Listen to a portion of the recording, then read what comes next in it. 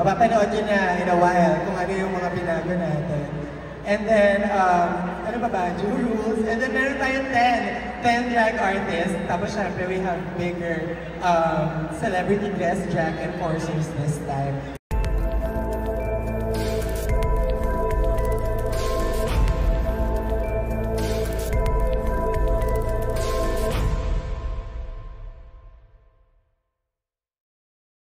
Mapapanood yun na in a while kung ano yung mga binago natin.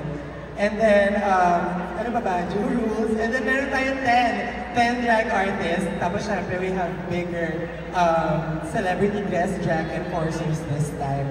At dahil yun, sa support na nakuha natin from Season 1. So thank you very much po sa lahat na sumuporta sa Drag Race Season 1. Because dahil sa inyo po, nagkaroon tayo ng Season 2 ng Drag Race, hindi lang double, hindi lang triple, but quadruple of what we had before. So thank you so much times 4.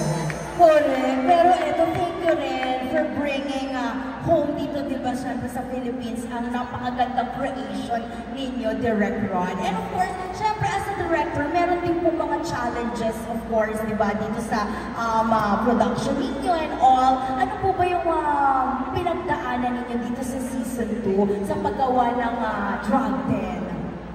Mahirap siya, firstly, because we need to build everything from scratch. So talagang rebuild of everything.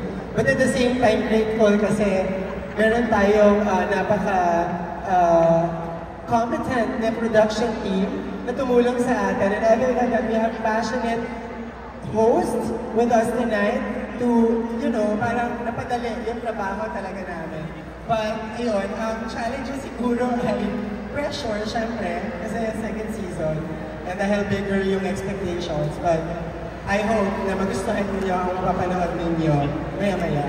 Ayun. Correct. Thank you, Director, na dito na kami. Lumilipat kayo, Nag-teleport, charot.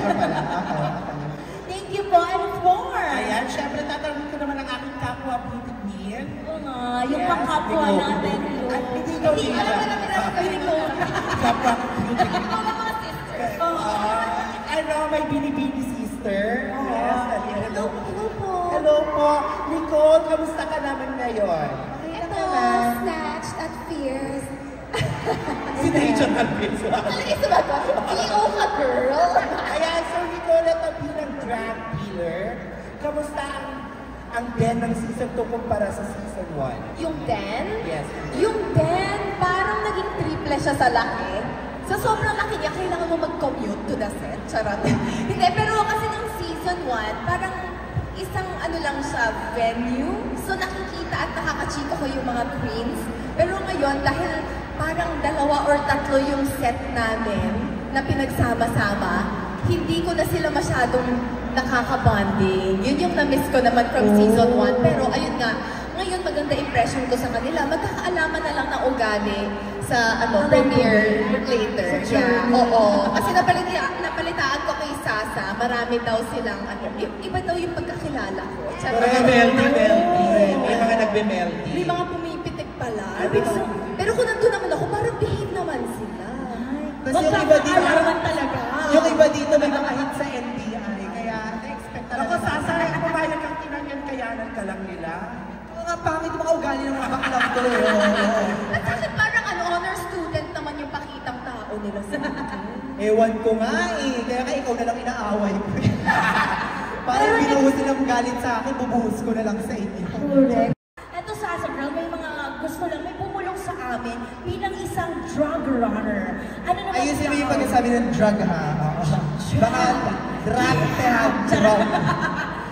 Bilang isang drug runner, Sasa, ano ang mga naging challenges mo for the Season 2? Meron ba? Actually, wala na lang masyado. Kasi last year, na-expect ko na talaga bakit ugali ng isang drag queen. Mataas ang tingin sa sarili, delusional, ganon. So, niready ko na yung sarili ko. Na-surprise, kasi talagang elevated pa din. Parang akala ko wala nang isusurprise yung last season eh. Pero nagulat ako, oh my God, pasabog pa din pala. So talagang I will vouch for this season. Talented lahat ng mga queens and challenge Not much naman kasi kayang-kaya nila dalayin lahat ng mga sarili nila, pasabog lahat.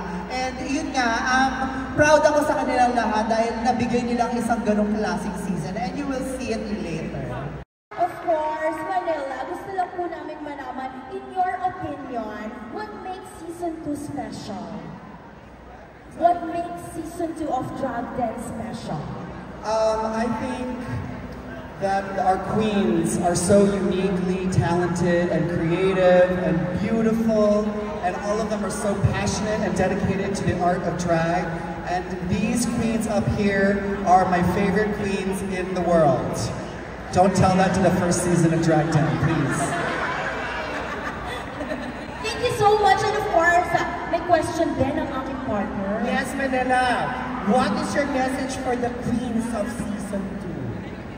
Quit drag.